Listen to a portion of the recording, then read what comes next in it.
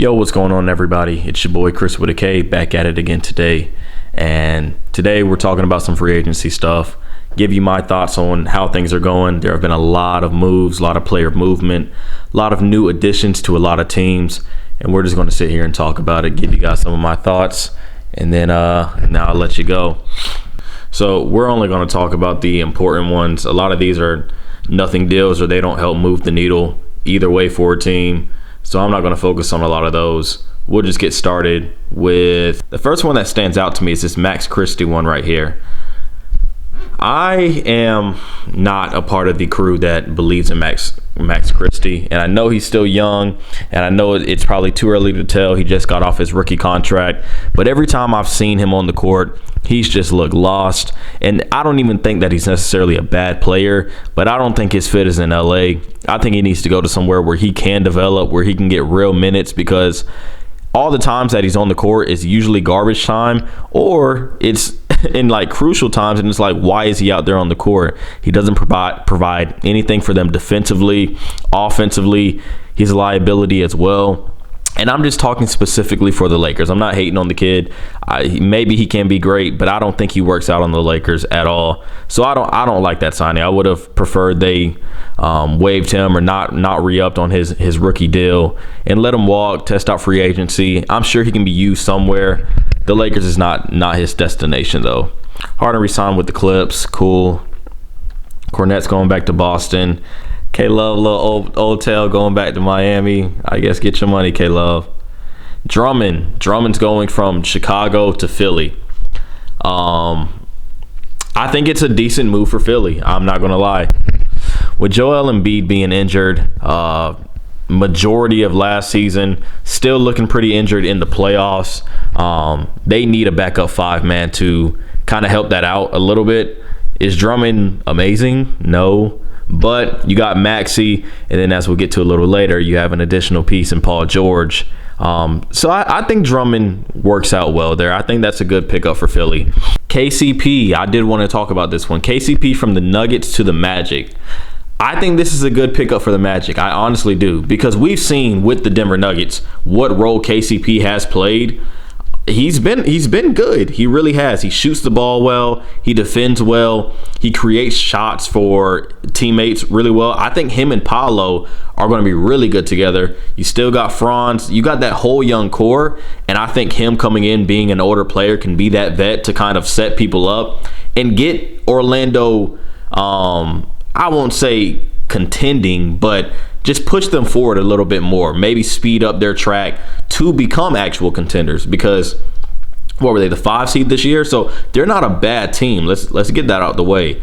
But are they contending with Boston? Are they contending with the Knicks? Are they going to contend with the Bucks? Are they going to contend with Philly?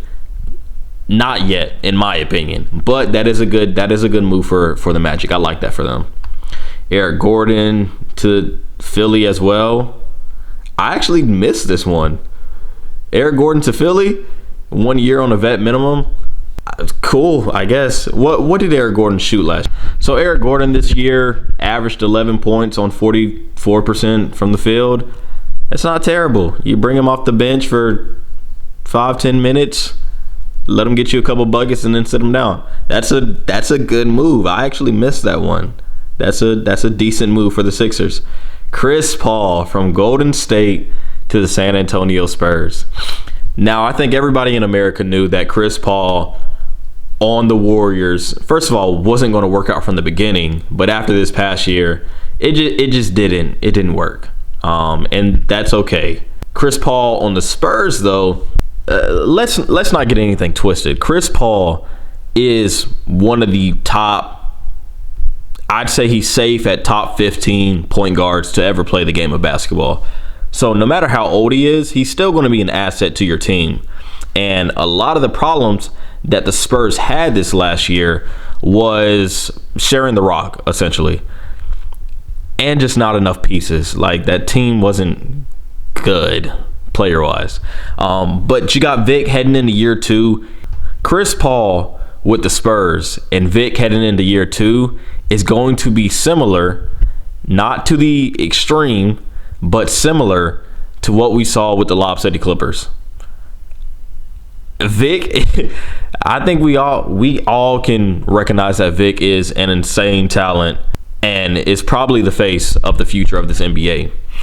So you pair a pass first creation point guard who can create space for himself and create space for his teammates. He's a very vocal leader on the court, on the court and off in the huddle. Probably the best destination for Chris Paul at this point in his career. It's only a 1-year deal, 11 mil, but if he can usher in this new era of Vic, if he already didn't do it last year, because he should have already had a DPOY, I think that's a good move. That's a good move for San Antonio, for sure. Don't care about Najee Marshall. This is one I want to talk about, the Derrick Jones Jr. trade from the Mavs to the Clippers. Now, as far as what the Clippers got going on, I don't know. But on the Mavs front, I think this is a bad move. I really do. Derrick Jones Jr. was such a defensive guy for them. Well, he was an all-around guy for them, in my opinion. Defensively, he's a super long, athletic. So, yeah. Do I like that? Do I like it for Atlanta? Not really. If you do something with DeJounte, you might as well do something with Trey too, because that doesn't move the needle for you guys. So you either need to choose to either rebuild right now or you need to choose to contend right now. And it seems like they're trying to play in the middle, and that just doesn't work out well for franchises. So hopefully there's something else coming for Atlanta that we don't know about yet. Q Grimes to the Mavs. That's not a good move for Dallas. I don't like these moves that I understand why they made them, because you have to bring in Klay Thompson, or you're getting a Tim Hardaway-esque type of player with Klay Thompson. So maybe it's not the biggest hit, but THJ was good for them. He really was. And he fit really well into that system. I think if Klay can fit into that system, they won't miss this guy that much. Q Grimes is a former Knick. He shoots really well, but that's kind of all he does.